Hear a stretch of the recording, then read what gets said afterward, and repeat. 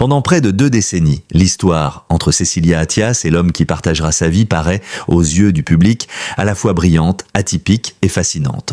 On la voit éclatante sous les projecteurs, femme charismatique dotée d'une énergie rare et d'une intelligence politique unanimement reconnue. Mais derrière ce vernis, soigneusement entretenu, derrière les sourires figés lors des cérémonies officielles et les gestes calculés devant les caméras, se cache un secret beaucoup plus sombre.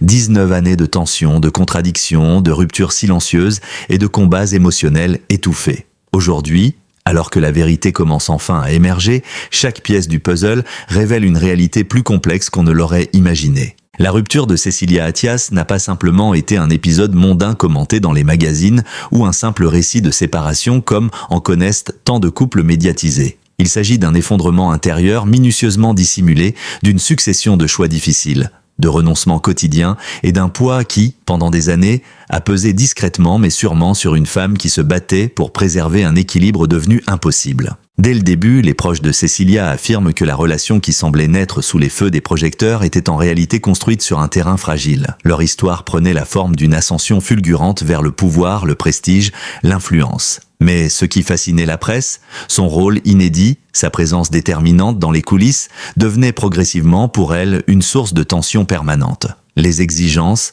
la pression, le manque d'espace personnel, la solitude paradoxale dans un monde surchargé de lumière, tout cela formait un cocktail émotionnel explosif. Pendant 19 ans, Cécilia a tenté de tenir la distance, de se montrer solide, d'apparaître comme le pilier indispensable. Mais cette façade dissimulait un combat intime que personne ne soupçonnait encore, celui d'une femme qui, à force de se taire, voyait sa propre identité s'effriter lentement. Il faut remonter au tout début, bien avant que le mot « divorce » ne traverse l'imaginaire collectif. Leur rencontre, souvent décrite comme un coup de foudre, est en réalité marquée dès les premières semaines par une dynamique complexe. Admiration, dépendance émotionnelle, besoin de reconnaissance mutuelle, mais aussi un déséquilibre subtil qui s'installe peu à peu. Cécilia, alors au sommet de sa confiance et de son ambition personnelle, se retrouve happée par un tourbillon qui la propulse dans un rôle bien plus politique que sentimental. Rapidement, ses qualités deviennent des instruments d'ascension pour son compagnon. Elle ouvre des portes, impose des stratégies, façonne une image, mais en coulisses, le couple traverse des épisodes que seule une poignée de personnes connaît. Disputes feutrées derrière des portes capitonnées, longues périodes de silence glacial, désaccords profonds sur la manière de mener leur vie commune. Et déjà quelque chose se fissure. Les proches de Cécilia évoquent un sentiment d'étouffement, une impression de ne plus appartenir à sa propre vie. Elle, qui avait toujours défendu sa liberté, se retrouvait enfermée dans une spirale où chaque choix devait être mesuré, chaque mot calculé, chaque apparition contrôlée. Peu à peu, la femme indépendante devient l'ombre d'elle-même. La période durant laquelle le couple gravit les marches du pouvoir constitue sans aucun doute l'une des plus difficiles pour Cécilia. Ce que beaucoup considèrent comme un privilège, être au cœur des décisions, avoir accès aux espaces secrets que le public ne voit jamais, se transforme pour elle en une cage dorée dont elle ne peut s'échapper. La pression médiatique augmente. La surveillance permanente devient étouffante. La moindre absence, la moindre expression de fatigue se transforme en rumeur. Cécilia doit alors jouer un rôle, celui d'une femme parfaite, loyale, engagée, infatigable. Personne ne devine que chaque soir, une fois les projecteurs éteints, elle se retrouve face à un vide grandissant, celui d'une femme qui n'a plus le droit de faillir ni même de respirer à son propre rythme. Les témoignages de son entourage révèlent qu'elle a tenté à plusieurs reprises d'exprimer son malaise. Mais les réponses qu'elle recevait se résumaient toujours à la même injonction. Encore un effort, encore un peu de patience. Chaque fois qu'elle tentait de reprendre sa liberté, de remettre en question l'équilibre précaire dans lequel elle vivait, la machine politique la rattrapait. On lui expliquait qu'elle était indispensable, qu'elle devait rester, qu'elle ne pouvait pas abandonner maintenant. Et elle restait, pour l'image, pour la stabilité, par devoir. Mais cette fidélité forcée, cette responsabilité écrasante, finiront par nourrir en elle une fatigue émotionnelle d'une profondeur rare, une lassitude qui, avec le temps, se mura en souffrance silencieuse. Une femme partagée entre le devoir public et la survie personnelle. Ce que l'opinion publique ignore encore à cette époque, c'est que Cécilia vit dans un paradoxe déchirant. D'un côté, elle est admirée, sollicitée, respectée. De l'autre, elle se sent de plus en plus invisible, même auprès de celui qu'elle accompagne depuis tant d'années. Le fossé se creuse au fil du temps. La communication se réduit à des échanges fonctionnels. Les gestes d'affection disparaissent. Les confidences se font rares. C'est à ce moment précis que la relation commence réellement à s'effriter. Cécilia n'est plus épouse, complice ni partenaire, elle devient un rouage dans une mécanique qui la dépasse totalement. La souffrance qu'elle endure est d'autant plus grande qu'elle ne peut jamais se permettre de l'exprimer publiquement. Une femme à ses côtés doit tenir, sourire, soutenir, c'est la règle du jeu. Elle joue ce rôle pendant des années, jusqu'au jour où son propre corps, son propre esprit, commence à lui envoyer des signaux d'alarme. Les proches évoquent des nuits blanches, des pleurs silencieux, des absences inexpliquées, des moments où Cécilia semblait ailleurs, comme déconnectée de la réalité. Elle se forge alors une carapace, convaincue que c'est la seule manière de survivre dans un univers où la vulnérabilité n'est pas permise. Bien avant l'annonce officielle du divorce, bien avant que les journaux ne s'en emparent, la relation entre Cécilia et son mari était déjà brisée. Les premiers signes sont discrets, déplacements séparés, divergences de discours, regards qui ne se croisent plus. Puis viennent les absences prolongées, les voyages non partagés, les confidences qu'elle commence à faire à un cercle de plus en plus restreint. L'un de ses amis proches raconte « Elle portait un sourire, mais ça se voyait qu'elle était au bord de l'effondrement. Elle se débattait entre la loyauté et l'envie de partir. Pendant longtemps, Cécilia hésite. Partir serait reconnaître l'échec, affronter un nouveau cyclone médiatique, exposer sa fragilité. Rester signifierait s'effacer encore davantage, renoncer à elle-même. Elle vit dans cette zone grise pendant des années, et c'est précisément dans cet espace de doute, de silence et de résistance intérieure que s'enracinent ce que l'on appellera plus tard les 19 ans de cauchemar. Un cauchemar pas toujours spectaculaire, pas toujours explosif, mais insidieux, lent, corrosif. Contrairement à ce que la presse a longtemps laissé entendre, la décision de Cécilia ne fut ni brutale ni impulsive. La séparation est l'aboutissement d'un processus intérieur extrêmement long, presque invisible. Un soir, selon des confidences rapportées par un proche, elle aurait murmuré « Je ne me reconnais plus, je ne sais plus qui je suis ». C'est cette phrase, presque anodine, qui marque l'éveil brutal d'une conscience qu'elle avait ignorée trop longtemps. Elle comprend alors qu'elle ne peut plus continuer à vivre ainsi, qu'elle doit reprendre le contrôle de sa vie avant qu'il ne soit trop tard. Les semaines qui suivent cette prise de conscience sont marquées par une tension extrême. Elle tente d'expliquer son malaise, de poser des limites, d'exiger le respect de ses besoins personnels. Mais les réponses sont toujours les mêmes. Minimisation, justification, promesses vagues. Cécilia réalise que si elle veut sauver ce qu'il reste d'elle-même, elle doit partir, même si cela signifie déclencher un séisme médiatique d'une ampleur inédite. Car, en réalité, bien avant l'annonce officielle, bien avant la tempête médiatique qui allait secouer la France et l'Europe, le divorce avait déjà commencé dans les coulisses, entre tensions privées et révélations explosives. Et à mesure que les témoignages émergent, ceux des amis, des collaborateurs, des conseillers restés longtemps silencieux, le portrait qui se dessine est celui d'une femme qui, pendant des années, a été prise au piège d'un système où l'amour n'était plus qu'une façade diplomatique. Peu de gens s'en souviennent aujourd'hui. Mais l'un des premiers signes tangibles d'un éloignement profond survient bien avant que les journaux ne soupçonnent quoi que ce soit. Un soir d'hiver, selon plusieurs sources concordantes, Cécilia quitte le domicile conjugal après une dispute d'une rare intensité. Elle ne prévient personne, ne laisse aucune explication détaillée. Elle disparaît. Pendant 48 heures, même les collaborateurs les plus proches s'interrogent. Où est-elle ? A-t-elle quitté le pays ? Va-t-elle revenir ? Cet épisode, soigneusement caché au public, est considéré par beaucoup comme la première rupture réelle, celle qui marque un point de non-retour.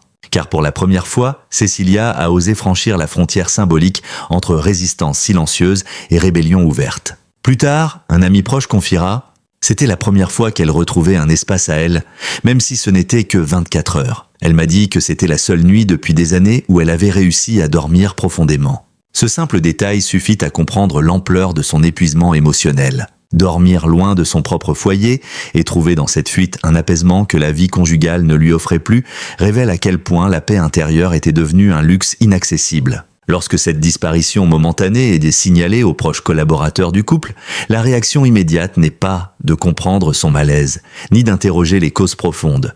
La première priorité n'est ni humaine ni conjugale, elle est politique. Il faut la retrouver, il faut la ramener, à tout prix. Car son absence, si elle venait à s'ébruiter, pourrait devenir un scandale aux conséquences monumentales. Un conseiller de l'époque, qui a accepté de témoigner sous couvert d'anonymat, décrit une atmosphère glaçante. On parlait d'elle comme d'un élément de communication, pas comme d'une personne. On voulait la remettre dans le décor comme on remet une pièce dans un dispositif dont le fonctionnement ne doit jamais s'interrompre. Cette réaction mécanique, froide, confirme une vérité que Cécilia comprendra très vite. Elle n'est plus une femme, mais une fonction. un symbole, un atout stratégique. Et cette prise de conscience douloureuse alimente encore davantage son besoin de liberté, un besoin que personne, à ce stade, ne semble prêt à accepter. Après plusieurs appels insistants, de longues discussions et des promesses plus ou moins sincères, Cécilia accepte finalement de revenir. Mais ce retour n'est pas un signe de réconciliation. C'est un compromis fragile, une tentative désespérée de sauver les apparences.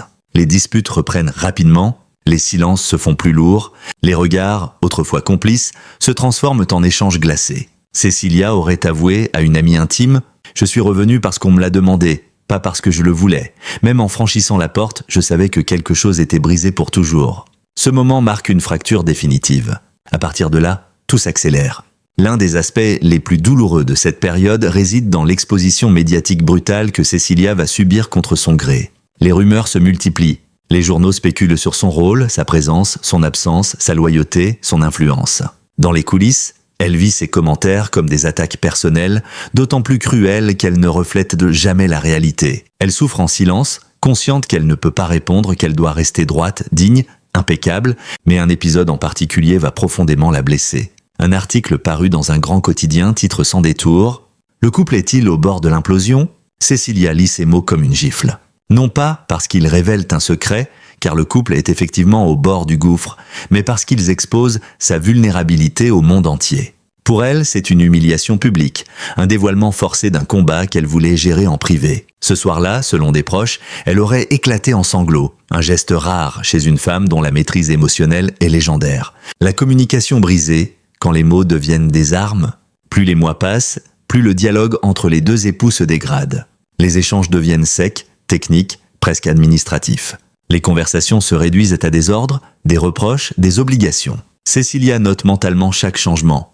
Les phrases plus courtes, les gestes agacés, les regards qui évitent le sien, les messages qui remplacent les discussions, les repas pris séparément. Un ami du couple dira plus tard « Ils vivaient sous le même toit, mais dans deux mondes différents. À ce stade, l'amour n'existe plus. Le respect, lui aussi, s'effrite. » Et Cécilia comprend que rester revient à s'abandonner totalement.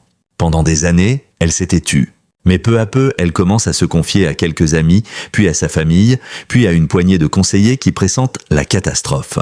À chaque confidence, la douleur qu'elle porte en elle devient un peu plus perceptible.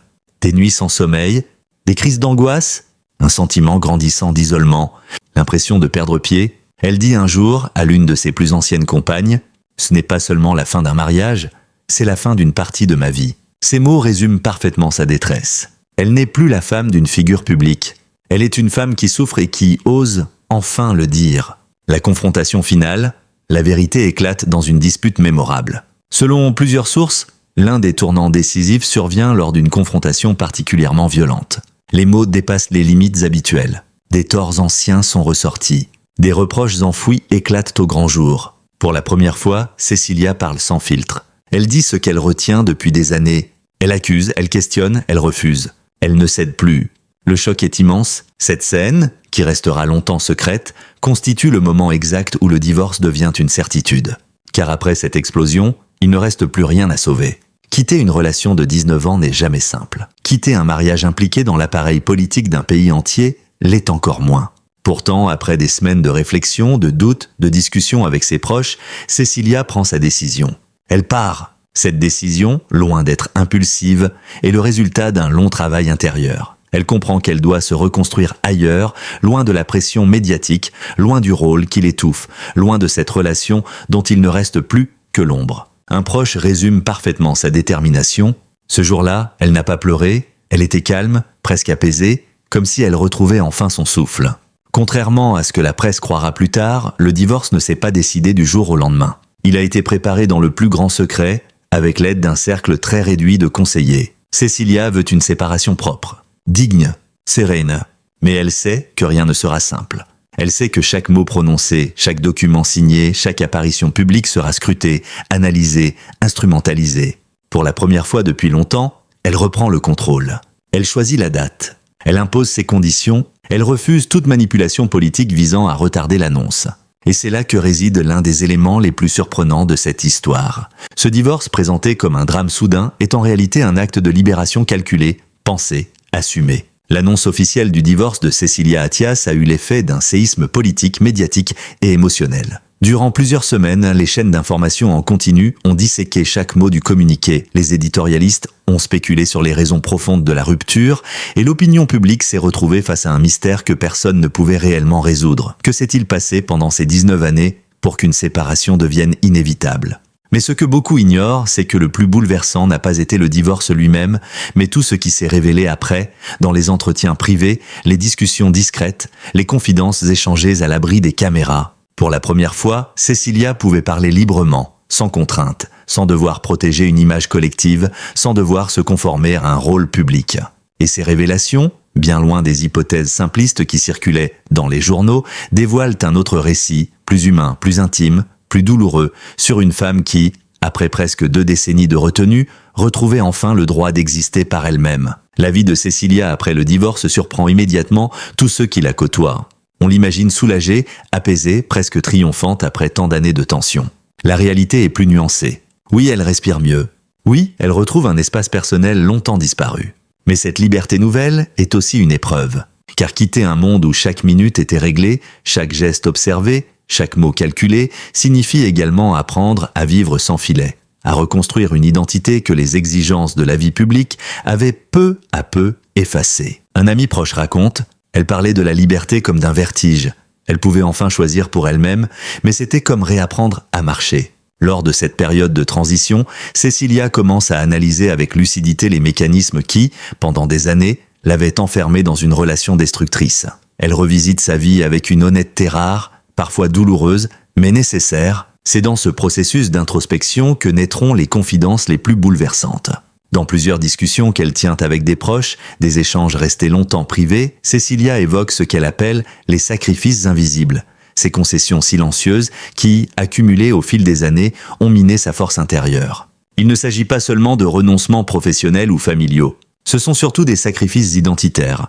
Elle parle de la manière dont elle avait été progressivement écartée des décisions, de sa solitude, même dans les moments de gloire publique, de la lassitude d'être constamment jugée, scrutée, critiquée, du poids psychologique de devoir maintenir une façade immuable. Un soir, lors d'un dîner discret à Genève, elle confie à une amie: « Pendant des années, je n'existais plus comme personne. Je n'étais qu'une projection, un symbole. Je n'avais plus le droit de me tromper, ni même d'être humaine. » Cette phrase résume à elle seule l'essence de son combat. Retrouver une humanité qu'on lui avait retirée. Bien que Cécilia respecte scrupuleusement les obligations de réserve qui entourent sa position passée, plusieurs confidences laissent entrevoir l'ampleur des tensions diplomatiques et politiques auxquelles elle avait été exposée. Elle révèle qu'elle a souvent servi de médiatrice dans des situations où son mari avait perdu pied, qu'elle a joué un rôle invisible mais crucial dans certaines crises internationales et que, parfois, elle se sentait plus responsable que l'équipe politique elle-même. L'un de ses anciens collaborateurs raconte: elle avait souvent plus de sang-froid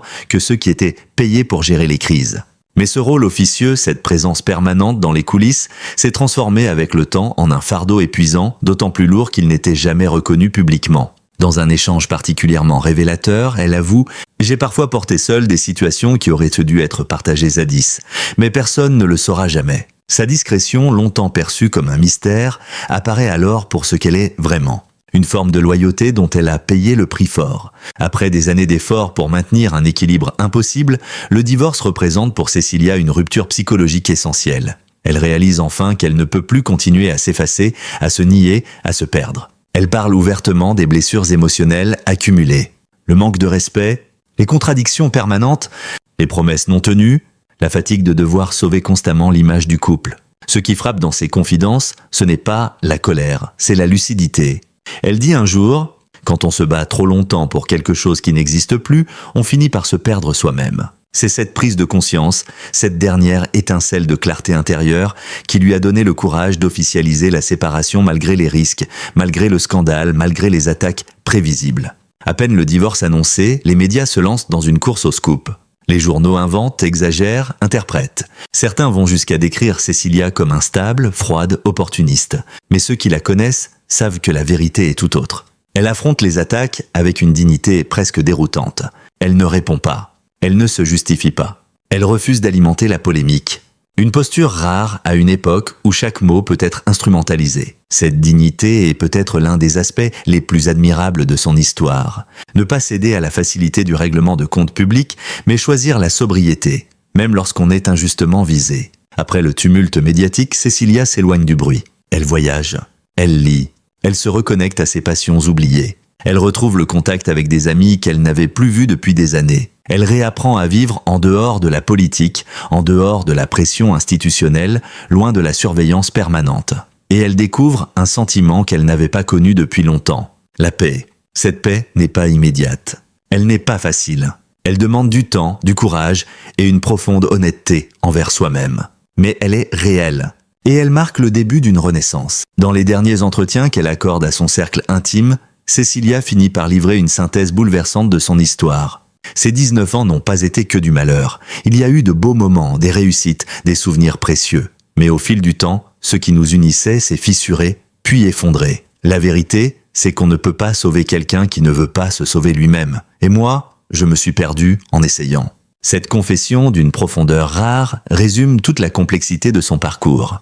La loyauté, les sacrifices, la souffrance, la lucidité et enfin, la décision courageuse de partir. Elle conclut un jour « Le divorce n'a pas été une défaite, ça a été ma dernière chance de redevenir moi-même ».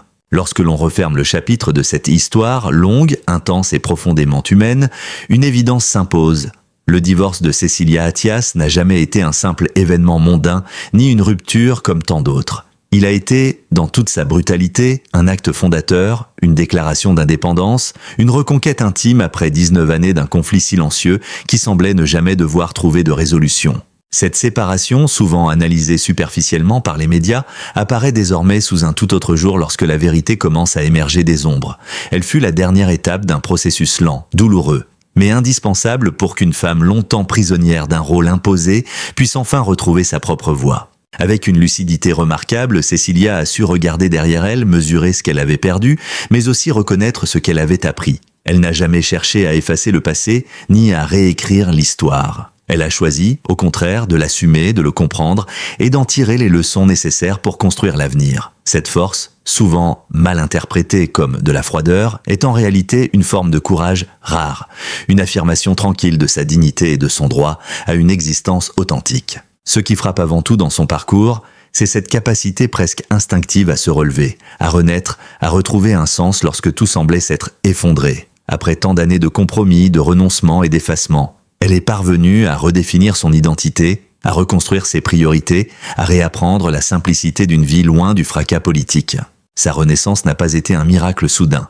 Elle a été le fruit d'un travail intérieur immense, d'une détermination tenace, d'un refus absolu de s'enfermer dans la victimisation ou la rancœur. Car ce que beaucoup ignorent ou refusent de voir, c'est qu'une rupture, même lorsqu'elle prend la forme d'un scandale public, peut aussi être un pas décisif vers la liberté. Et dans le cas de Cécilia Attias, cette liberté a pris la forme d'un horizon nouveau, une vie plus calme, plus authentique, plus alignée avec ses propres valeurs. Elle s'est réconciliée avec elle-même, a retrouvé l'équilibre émotionnel qui lui manquait, et surtout, elle a réappris à vivre sans masque, sans rôle imposé, sans obligation de correspondre à une image qui n'était plus la sienne. Aujourd'hui, avec le recul, l'histoire de ces 19 années ressemble moins à un échec conjugal qu'à une odyssée de résistance intérieure où chaque décision, chaque silence, chaque recul, chaque avancée a contribué à forger la femme qu'elle est devenue. Une femme qui sait ce qu'elle vaut, une femme qui sait ce qu'elle veut. Une femme qui, après avoir longtemps vécu pour les autres, a enfin choisi de vivre pour elle-même. Et c'est peut-être là la leçon la plus forte que nous laisse cette histoire.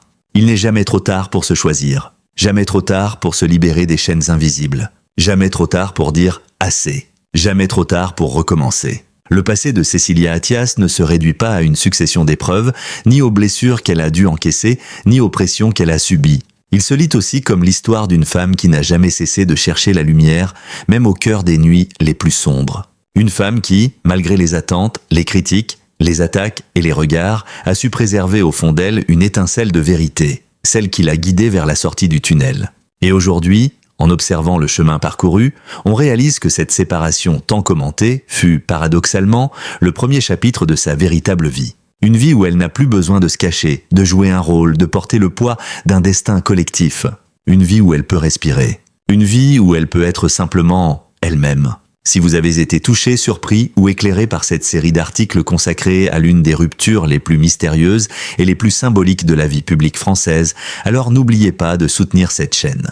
Votre présence, votre curiosité et votre fidélité sont la raison pour laquelle des histoires comme celle-ci peuvent être racontées avec la profondeur, le respect et la précision qu'elles méritent. Abonnez-vous dès maintenant pour ne rien manquer. Des enquêtes exclusives sur la vie des artistes et des personnalités politiques, des récits de coulisses que la presse traditionnelle ne dévoile presque jamais, des analyses pointues portées par 15 années d'expérience journalistique, des vérités surprenantes, émouvantes et profondément humaines, comme celle de Cécilia Attias que vous venez de découvrir. N'oubliez pas de liker, commenter et partager. Chaque interaction de votre part permet à ces contenus d'atteindre davantage de lecteurs et de faire grandir une communauté passionnée par la vérité, l'analyse et la profondeur.